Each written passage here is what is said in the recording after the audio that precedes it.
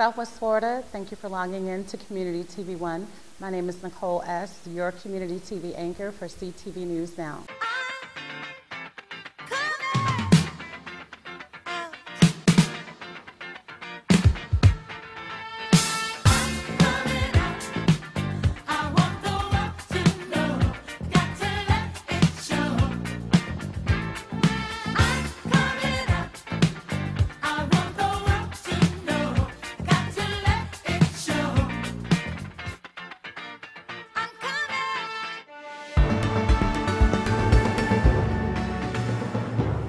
Hello, sunshine. Goodbye, Debbie. Last week, Tropical Storm Debbie was responsible for dumping buckets of rain, bent trees, flooded streets, and leaving more than 2,700 Lee County residents without power. The passage of Tropical Storm Debbie into this history book means that we have now tracked 4 named storms in the 2012 hurricane season, and it's not even July yet. With more than 5 months to go, we've heard a lot of worry about what is yet to come. The good news is that there's very little correlation between June storm activity and what may come later in August and September. Most August and September activity originates from tropical waves that move off the coast of Africa and then across the Atlantic. It's like apples and oranges. According to NBC2 Chief Meteorologist Jim Reed, he suspects that the seasonal forecasts issued back in June are still correct. Just remember that all it takes is one poorly aimed storm to ruin your hurricane season. In an effort to generate tips on unsolved cases, including the 14 homicides which have occurred within the city limits of Fort Myers since January, Southwest Florida Crime Stoppers is blanketing neighborhoods in the 339 zip code, a part of the city where a prevalent percentage of crime is taking place. On Saturday afternoon, more than 8,000 flyers are being delivered to the U.S. Post Office at Page Field, which will then be distributed in 33916. The flyers spell out that people who call Crime Stoppers remain completely anonymous and should have no fear of retaliation. The flyers also encourage residents to provide anonymous tips on any unsolved crime. The names of each of these murdered victims within the city are prominently placed on the flyer so that residents can be reminded that there are still killers at large. We are grateful for our partnership with Crime Stoppers, said Fort Myers Police Chief Doug Baker. The mailer will hopefully reinforce community participation through anonymous tips and serve as a reminder that citizen involvement is vital in making our community safer. Anyone with information on any unsolved crime is asked to call Crime Stoppers at 1-800-780-TIPS. All callers will remain anonymous and will be eligible for a cash reward up to $1,000. Tips may also be made online at www.southwestfloridacrimestoppers.org. Again, all callers are given a code number, which is the only way they are identified, and if their information leads to an arrest, the tipsters pick up their rewards in cash at a banking institution that's convenient for them.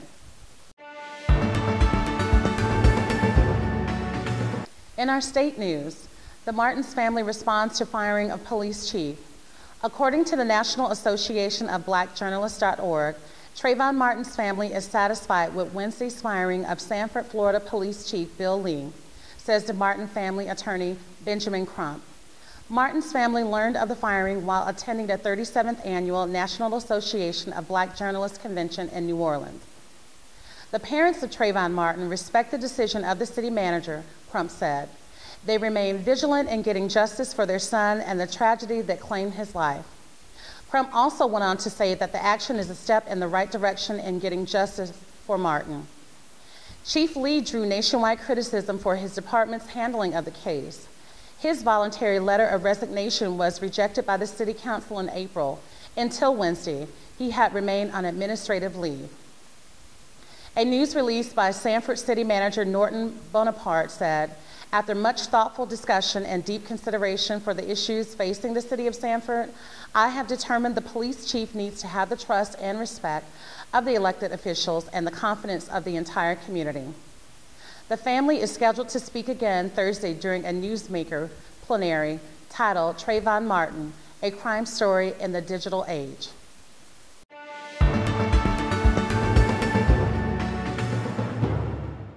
With our eye on politics, the Supreme Court just upheld President Obama's Affordable Care Act. The U.S. Supreme Court's ruling upholding the health care law championed by President Barack Obama reignited an intense debate, with Democrats celebrating millions of Americans getting access to insurance, while Republicans rail against what they contend is a dangerous expansion of government. Thursday's narrow 5-4 ruling was a victory for Obama, causing elation at the White House, according to an administration official. Today's decision was a victory for people all over this country whose lives are more secure because of this law, Obama said in a televised White House statement. But the GOP will do everything in their power to destroy it. Mitt Romney has said he would overturn it on day one.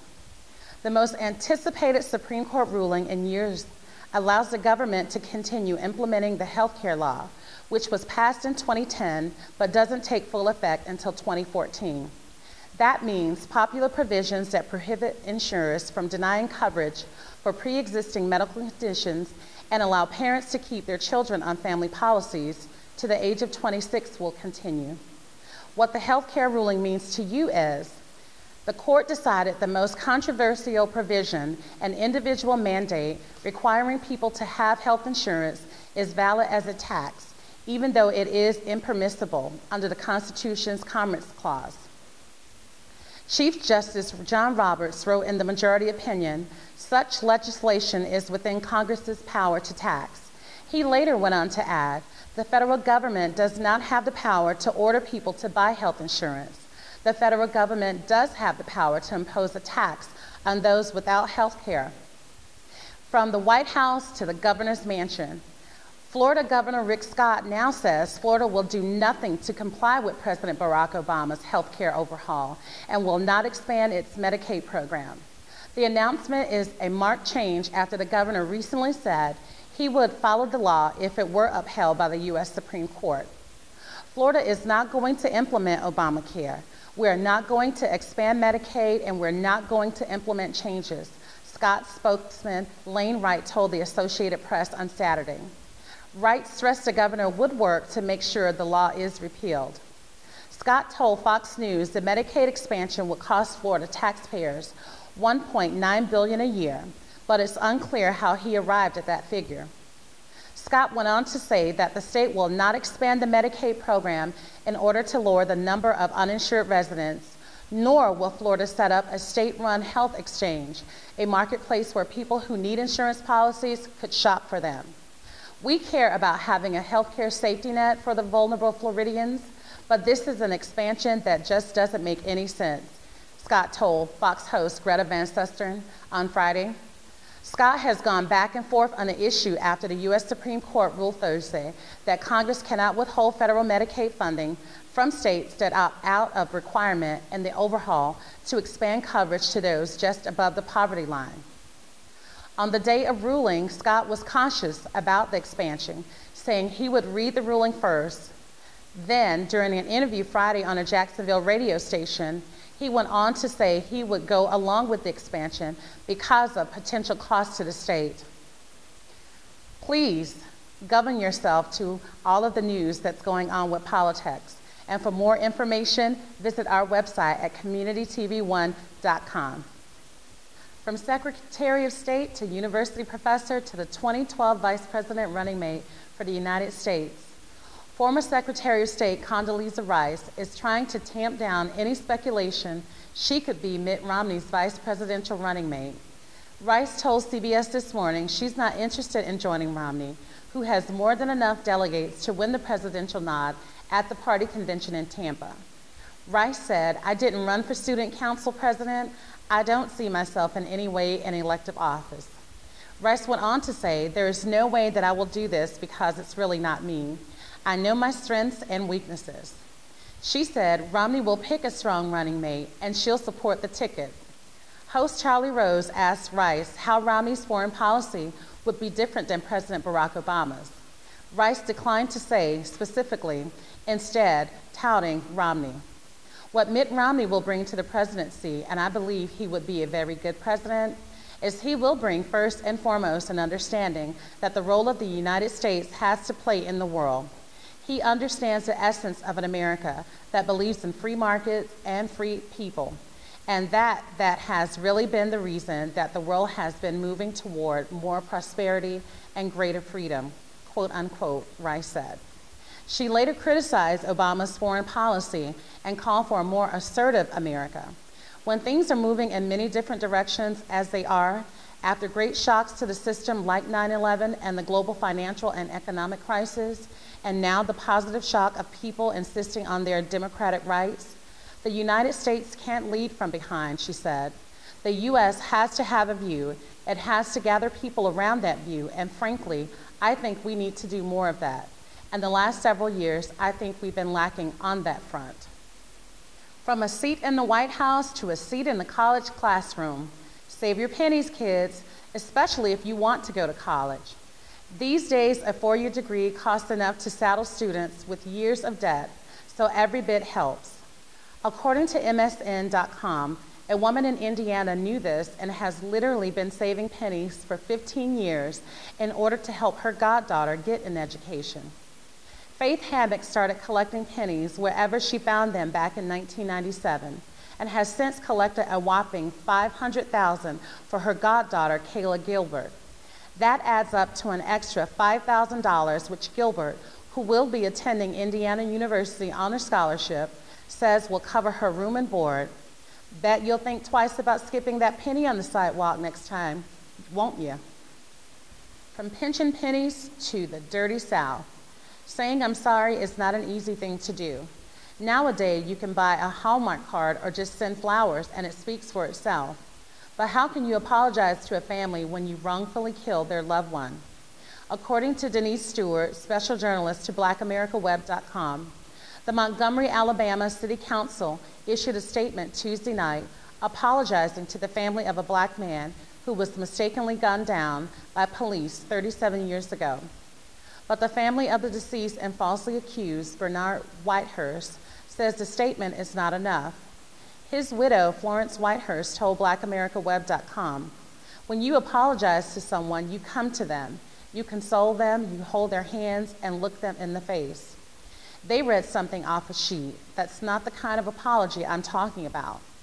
Bernard Whitehurst was fatally shot by Montgomery, Alabama police on December 2, 1975. An investigation showed Whitehurst was mistaken for a robbery suspect and that police tried to cover up the truth by placing a gun beside his body.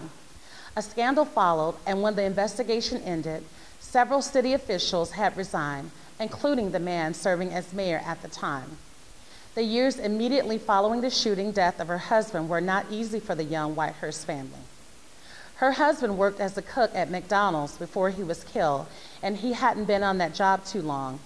He didn't have much for Social Security for his drawing, making it financially hard to care for 3 children he left behind. Montgomery Mayor Todd Strange says the city is different now. He said there will be a formal event for the Whitehurst family, and at that event there will be a formal apology and a resolution. The resolution will be unanimously passed and signed that city council members recognize the grief, pain, and suffering caused by actions years ago. There are still people around who were involved in this, but no one ever went to jail. The Whitehurst family was represented by lawyer Donald Watkins in the aftermath of Bernard Whitehurst's death. Watkins says the city's response to the family has been inadequate. The Whitehurst family deserve an apology and adequate compensation, Watkins told BlackAmericaWeb.com. Bernard Whitehurst's death and subsequent police cover-up in 1975 were inexcusable. The family has not received compensation for the loss, and unfortunately, lawyers have stated that the statute of limitations has run out. With our eye on health care, National HIV Testing Day, and 9 reasons you shouldn't skip it. June 20th was National HIV Testing Day. According to the Centers for Disease Control, the stakes are exceptionally high for African American men and women. Since last year's efforts by the National Association of People with AIDS, research has shown that incidence of HIV among Black women in the U.S. is 5 times higher than previously thought. But with that grim statistic have come tremendous strides in HIV detection and prevention. One is a promising FDA-backed pill called Truvada. shown to repress the virus in healthy people who are at high risk of contracting it, including gay and bisexual men and heterosexual couples with one HIV-positive partner. The CDC and Prevention unveiled a new 2-year initiative on Tuesday that would make HIV testing available at pharmacies and retail stores nationwide, as reported by the HuffingtonPost.com. HIV testing isn't only critical to stop the transmission of the virus, it's also essential to receiving life-extending treatment for those who are infected. So to make sure that you're positive, you're negative, here are 9 reasons not to skip HIV testing. 1, statistics show that Blacks account for nearly half of new infections each year. 2, 1 out of 10 African Americans report not being tested because they worry about the confidentiality. 3, an estimated 20% of people living with HIV and AIDS don't know they're infected. 4, HIV is the 3rd leading cause of death among Black men and women aged 35 to 44. 5, over half of U.S. adults 18 to 64 report having been tested for HIV. 6, at some point in their life, 1 in 16 Black African American men will receive a diagnosis of HIV. 7, although Blacks or African Americans represent approximately 14% of the U.S. population, they account for almost 50% of those living with HIV in the U.S. 8, about 58% African Americans say they want more information about where to get tested, but they never follow through. And 9, according to the Black AIDS Institute, if Black America was its own country, it would rank 16th in the world in the number of people with HIV, surpassing Ethiopia and Haiti, just to name a few. So for those of you who are wanting more information about HIV testing, please visit our website at communitytv1.com or cdc.org. Switching gears to our entertainment news, the Humanitarian Award presented by State Farm will be presented on the BET Awards to honor Reverend Al Sharpton for his tireless dedication to improving the rights of African Americans in the U.S. and beyond. Through his tireless efforts, we're empowered. Since the late 1960s, Al Sharpton has firmly made his mark as a prominent political activist, leader, and spokesperson.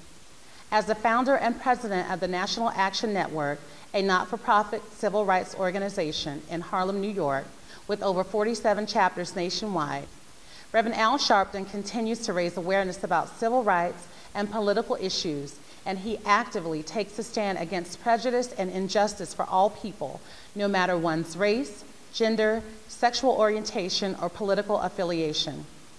Furthering his political and social commitment to the community, Sharpton hosts his own radio talk program called Keeping It Real, and makes regular guest appearances on major news networks such as Fox News, MSNBC, and CNN. Tune in to BET.com for continuing coverage and for further information. For more local, state, national, political, and entertainment news, please visit our website at communitytv1.com and get your info on. From all of us here at CTV News Now, my name is Nicole S. Thank you for watching. You ever wanted to know what's going on in and around your community? CommunityTV1.com is your answer.